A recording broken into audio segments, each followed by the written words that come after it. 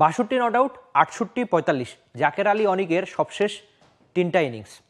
জাকের আলী অনিকের কাজ কি? তিনি 7 নম্বর পজিশনে ব্যাট করেন। তার ওয়ানডে ক্যারিয়ার ছোটই, সেই ছোট ক্যারিয়ারে প্রত্যেকবারই তিনি 7-এ নেমেছেন।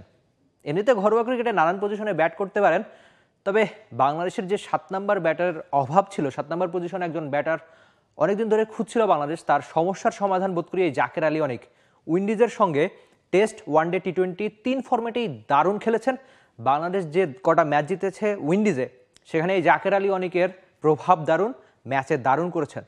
ভারতের সঙ্গে ম্যাচটাই ধরুন না, যেখানে 7 নম্বর পজিশনের দুনিয়ার প্রায় সব দলের ব্যাটারের কাজ হচ্ছে গিয়ে দ্রুত অ্যাটাকিং ক্রিকেটটা খেলা, কারণ আপনার শেষের দিকে বল থাকবে না। কেবলমাত্র বাংলাদেশেই বোধ করি একটু উল্টো হয়ে যায় যে 7 নম্বর পজিশনে যিনি নামেন তাকে অনেক বেশি ধরে খেলতে হবে।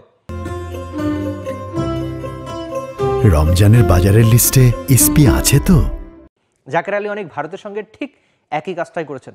তাওহিদ হৃদয়ের সঙ্গে দারুণ একটা 50 করেছেন, যদিও বল অনেক বেশি লেগেছে।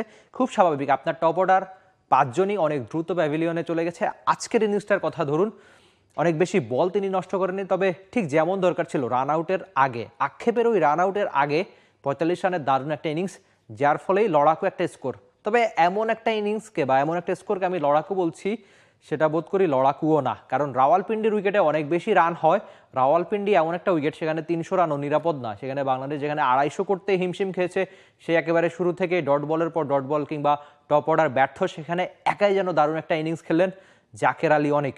আপনি হয়তো নাজমুল হোসেন শান্তর ওই ইনিংসটার কথা বা প্রশংসা করতে পারেন, তবে তার স্ট্রাইক রেটও খুব একটা ভালো ছিল না।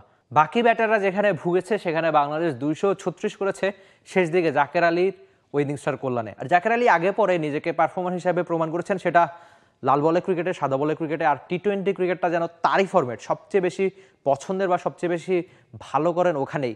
একটা সময় তাকে নিয়েও আলোচনা সমালোচনা হচ্ছিল যে তাকে কি একটু দ্রুত সুযোগ দেওয়া হয়েছিল কিনা, তবে সেসব নিয়েও কম আলোচনা হয়নি। তবে জাকের আলী অনেক ঘরোয়া ক্রিকেটে ভালো পারফরমেন্স করে কিন্তু এই জায়গাটাতে এসেছেন। একটা সময় তাকে দলে ঢোকানো নিয়েও আলোচনা হয়েছিল। সালাউদ্দিনের ওই কোটটা নিশ্চয়ই মনে আছে যে আপনারা মিডিয়া অনেক বেশি কথা বলেন না, হয়তো ছেলেটা একটু কালো বলে, বা তার সুযোগ মেলে না ছেলেটা একটু কালো বলে। তবে সেই কালো যে একেবারে কালো মানিক, সেটা জাকের আলী অনেকেই প্রমাণ করছেন। ব্যাট হাতে উইন্ডিজ সফরের গল্প তো হলো, বা উইন্ডিজ সফরে তিনি দারুণ ক্রিকেটটা খেলেছেন। একই রকম দারুণ ক্রিকেট এই চ্যাম্পিয়ন্স ট্রফিতে খেলছেন। প্রথম ম্যাচে দারুণ একটা ভারতের সঙ্গে 50, যদিও বল অনেক বেশি লেগেছে, তবে আজকের ইনিংসটা নিয়েও তাকে একটু বাহবা দিতেই হবে, কেননা জাকের আলীর কল্যাণেই বাংলাদেশ 230 পার করে। তাহলে বাংলাদেশের স্কোর কোথায় থাকতো সেটা কে জানে। জাকের আলীকে অবশ্যই আপনার বাহবা দিতেই হবে। আর এমন ইনিংসের পর আপনি আশায় থাকতে পারেন যে 7 নম্বর পজিশনে একজন ব্যাটার পাওয়া গেছে যে হয়তো লম্বা সময় বাংলাদেশ ক্রিকেট দলকে সার্ভিস দিবে নাকি। For more updates, subscribe to our YouTube channel and click on the bell icon. Follow us on Facebook and Instagram. Download T-Sports app to enjoy exciting games and highlights. Visit tsports.com.